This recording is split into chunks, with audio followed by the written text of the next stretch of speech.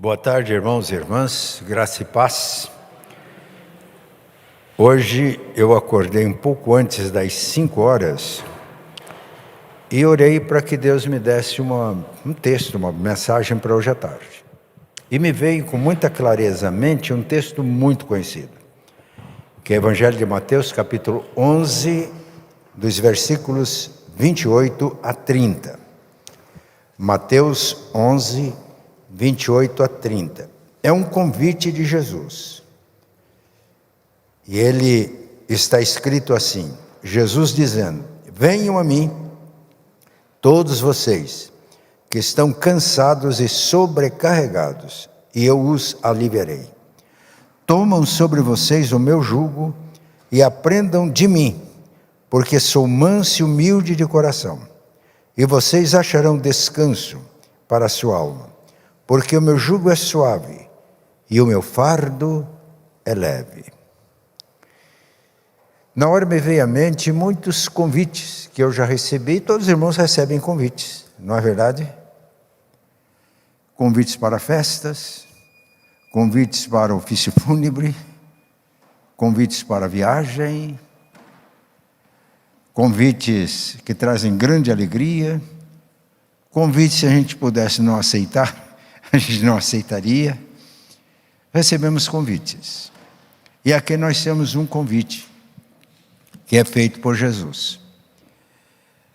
Eu me lembro que na década de 90, eu recebi um convite para fazer uma cerimônia de casamento e para participar da festa.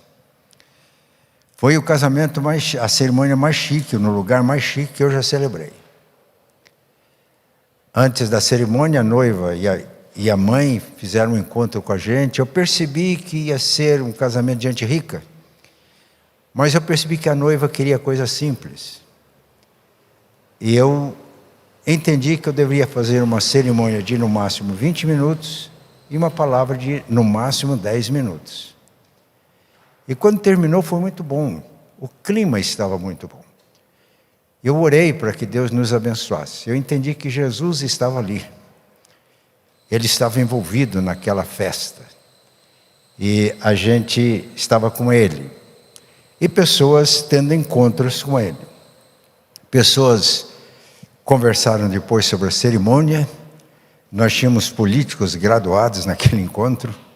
O prefeito de Curitiba, gente da Assembleia Legislativa, padrinhos. Foi um encontro que me marcou. Mas me veio à mente muitos convites hoje. Mas eu lembrei de outro convite.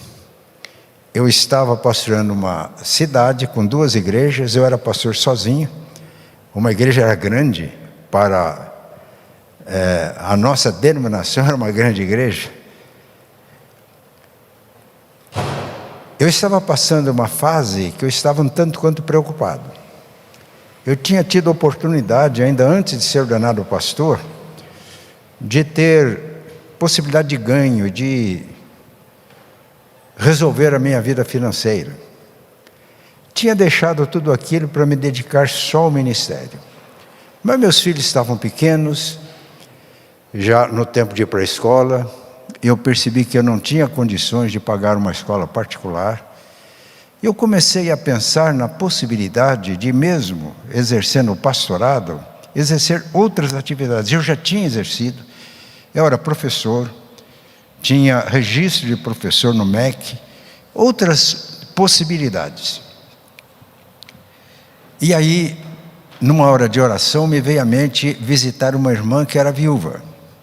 E uma irmã que tinha um filho com deficiência intelectual, deficiência física, morava numa periferia da cidade. E eu senti que aquele desejo no coração foi Deus quem colocou. É como se Jesus estivesse fazendo um convite para a gente fazer uma visita e nos encontrarmos na casa daquela irmã. Muito forte. E eu fui. Quando cheguei, ela me recebeu com muita alegria. Os irmãos vão notar o contraste das 2 experiências. Ela me recebeu com muita alegria. Pastor, o senhor veio me visitar. Hoje eu quero que o pastor só agradeça. E ela estava muito alegre. Ela disse: pastor, o senhor sabe, eu não tinha uma casa própria. trazia dificuldades. Hoje eu estou aqui, eu olhei para a casinha dela, uma casa muito simples, uma cozinha, uma sala, 2 quartos, um banheiro. Ela disse: o senhor percebe que não está terminado. Interiormente estava sem reboco. Falei: mas eu estou muito feliz. Deus tem sido muito bom para comigo. Pastor, eu não conseguia comprar o arroz. Eu conseguia comprar aquele arroz quebradinho. Eu acho que hoje nem vende mais tipo de arroz. Quando beneficiava o arroz, a máquina que fazia isso separava aquele arroz que quebrava muito. A gente brincava chamando que era arroz querera. E muitas pessoas podiam comprar aquele arroz. Eu passei muito tempo comendo aquele arroz que o senhor sabe. Mas hoje eu estou podendo comprar um arroz de verdade. E a terceira coisa, eu tinha que levar o meu filho para a PAI carregando. Ele está crescendo, estava ficando difícil, mas Deus deu uma grande bênção. A prefeitura agora está oferecendo transporte para pessoas que vão para a PAI. E pegam o menino aqui na porta de casa. Eu estou muito feliz. Eu olhei para a irmã, a casinha dela, uma casa pequena, inacabada, e aquilo me abençoou muito. Nós oramos, ela me convidou para um cafezinho. O ambiente estava tão bom que acho que foi um dos cafés mais gostosos que eu já tomei. E quando eu saí, eu entrei no carro e pensei no que eu vinha pensando. Não tinha falado com ninguém, nem com a minha esposa, e tenho certeza que nem com Deus. Que eu estava muito preocupado porque eu precisava de dar condições melhores para a minha família, fazendo pesquisas. E aquela visita me encheu de alegria. Foi um encontro com Jesus na casa daquela irmã. E a diferença era a presença de Jesus. A presença de Jesus. Então ele faz um convite: venham a mim, todos vocês que estão cansados e sobrecarregados, e eu os aliviarei. Venham a mim. Eu estava um tanto quanto cansado e sobrecarregado, preocupação com a família, futuro, a responsabilidade de um chefe de família, o trabalho. Eram 2 igrejas na cidade, eu era pastor sozinho da IPI. Hoje tem não sei quantas igrejas, tem uma equipe pastoral de mais de 10 pastores. Eu estava um tanto quanto cansado, e aquele encontro foi um refrigério para a minha vida, porque Jesus estava presente. Foi um encontro com Jesus, na casa daquela irmã. Jesus estava presente. Venham a mim, estão cansados e sobrecarregados, eu os aliviarei. Tomem sobre vocês o meu jugo, e aprendam de mim, que sou manso e humilde de coração, e vocês vão encontrar descanso para a alma, para a sua alma. A presença de Jesus. Tome o meu jugo. Muitos que leem hoje a Bíblia não entendem bem essa expressão. O que é o jugo? Eu me criei na roça, na lavoura. E o transporte era feito por carros de boi. Então 2 bois formavam um par, colocavam um instrumento de madeira, que pegava aqui no pescoço do boi, aqui tinha 2 canzis, aqui amarrava, e aqui o boi fazia força para puxar o carro. Era carro, tração animal. E para puxar cargas. Quantas vezes eu vi isso acontecendo. Os animais, e às vezes era um animal só, tinha a carroça, a gente chamava de coleira, né? Coloca aqui no peito, e aqui colocam as correntes, e o animal faz força aqui e puxa a carga. Tomem sobre vocês o meu jugo. Ele é Senhor e Mestre. Quando nós obedecemos a Jesus, Ele age. O poder dele se manifesta. E aí pode ter a maior carga possível. Eu falei um pouco das cargas que eu estava carregando. Torna-se tudo leve. Porque quando nós tomamos o jugo de Jesus, nós nos colocamos como discípulos, Ele é Senhor e Mestre, e vivemos essa simplicidade, simplesmente obedecendo ao Senhor. Na obediência libera o poder de Jesus. Que experiência boa, né? E aí a carga que parecia tão pesada fica leve. Na década de 90, o presbítero Onésimo está aqui, eu concorri a uma eleição para a presidência do Supremo Conselho da nossa igreja. Só em pensar em fazer todo aquele trabalho já me deixava cansado.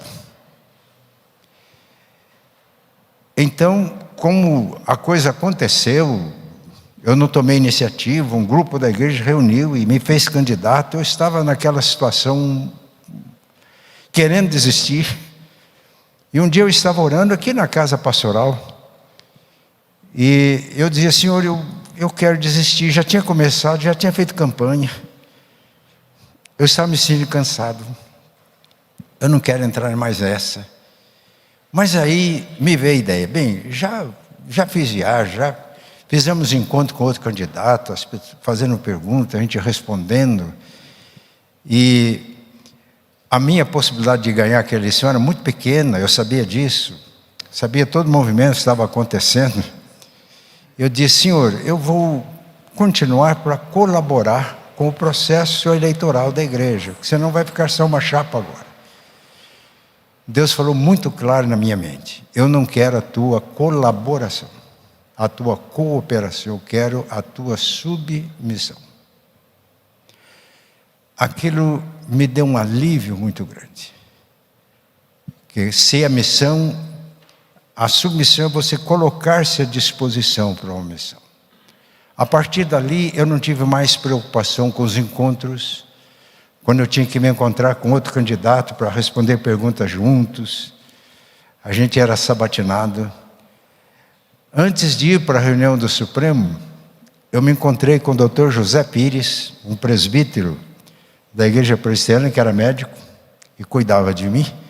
Eu encontrei com ele numa reunião e eu disse: eu precisaria que o senhor me desse uma receita de um remedinho, porque eu estou sem tempo de ir no seu consultório. Foi num trabalho aqui no Tribunal de Justiça.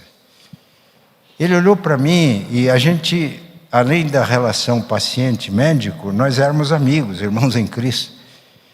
Eu falei: eu sei que na semana que vem vai ter uma eleição e você concorre à presidência do Supremo Conselho da igreja. Eu falei: é verdade.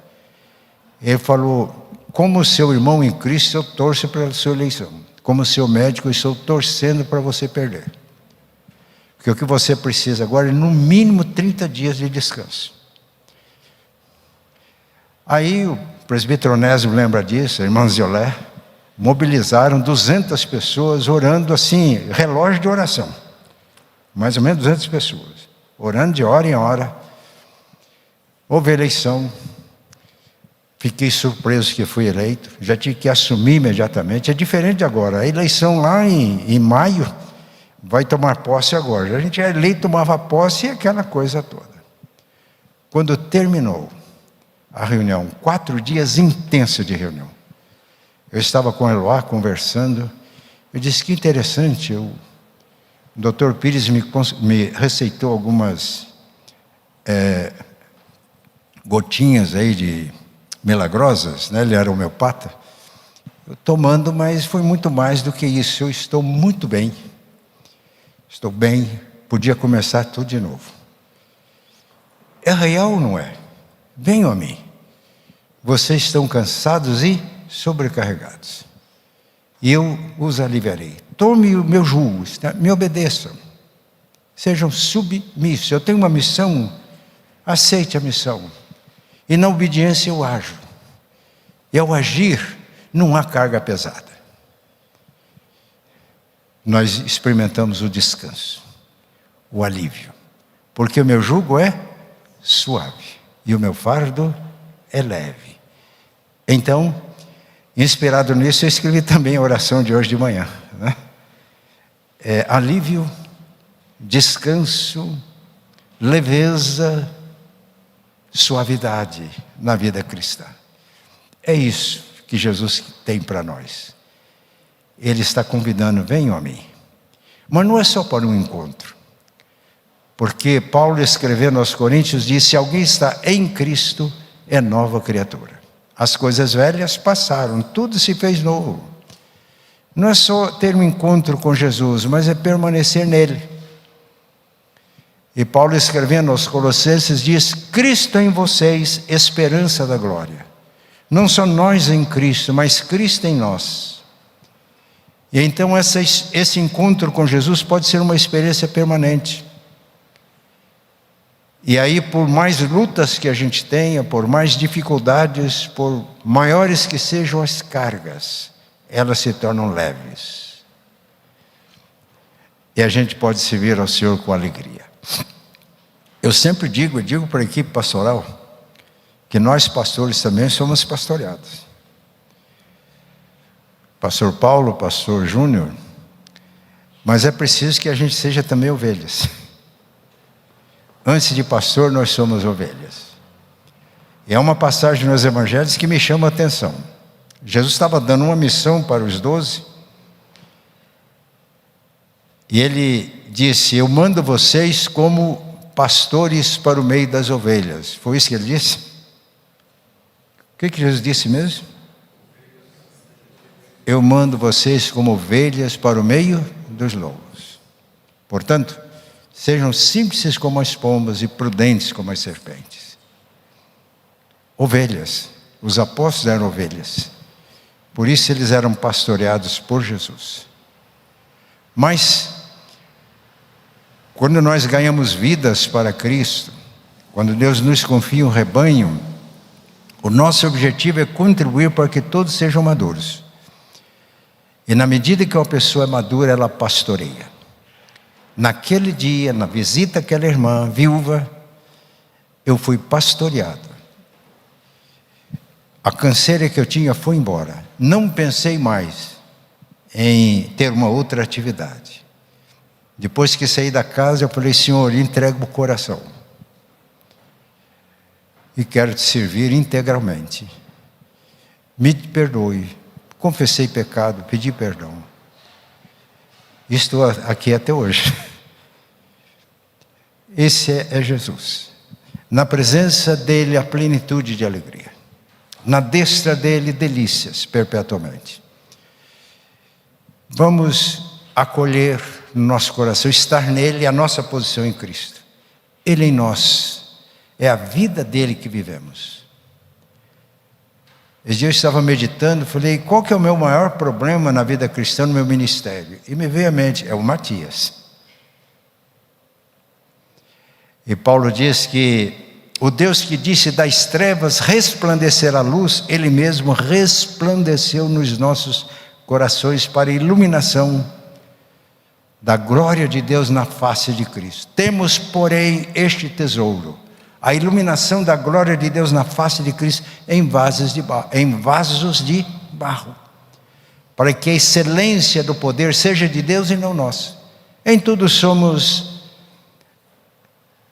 perseguidos, mas não desamparados, abatidos, mas não destruídos, levando sempre o morrer de Jesus, para que a vida de Jesus se veja em nós. Porque nós que vivemos, continua Paulo, estamos entregues à morte, para que a vida de Jesus se manifeste em nós. Nós nele e ele em nós. Aí não será um mero encontro, mas será uma experiência contínua. Que Deus nos ajude. Vamos orar agora. Eu sei que muitos aqui creem em Jesus. Eu creio que todos creem em Jesus. Mas às vezes a gente fica igual estava. Era pastor e preocupado com as coisas temporais. Preocupado com a família, com os recursos para a família. Eu estava aqui um desafio de Deus para assumir uma responsabilidade maior, mas já preocupado com o futuro. Como é que eu ia dar conta de tudo aquilo? Mas quando entregamos a nossa vida a Jesus, estamos nele, ele em nós, sob o jugo dele, obedecendo, e quando obedecemos ele age. As cargas mais pesadas, os fardos mais pesados tornam-se leves. E aí a gente tem a atitude daquela irmãzinha viúva, a irmã Isabel. Eu lembro como se fosse ontem. Alegria, gratidão. Jesus está aqui. Aí as cargas que ela carregava, era uma viúva, toda a responsabilidade era dela. Tudo isso leve, suave, tranquilos. Então, talvez você crê, mas está sobrecarregado. Nós vamos orar agora, tá? Vamos orar agora. Vamos ficar de pé? Eu não vou convidar para vir à frente. Você quer, se ainda não está em Cristo e Cristo não está em você, é o momento de entregar a vida para Ele, viu, gente? É oportunidade. Não tem outro projeto de vida que se iguale a este. Não tem. É o momento de entregar, de tornar-se um discípulo dele.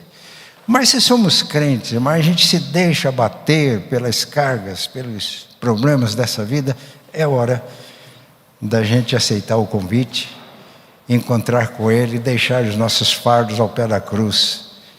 E aí o Espírito Santo domina as nossas vidas e somos capazes de cantar e de louvar a Deus nas maiores dificuldades, de cantar na tempestade, né? Então eu não vou convidar a abrir a frente, mas quer fazer isso, dirigir-se a Cristo, não precisa de fechar os olhos. Eu estou levantando as mãos. Jesus orava assim, né? A Bíblia diz que Jesus olhava para o céu. Então vamos olhar para o alto, como se estendendo as nossas mãos, e Ele pegando as nossas mãos e nos atraindo para Ele mesmo. Vamos fazer isso? Pai santo e bom, nós te louvamos porque tu vens a nós através do teu Filho.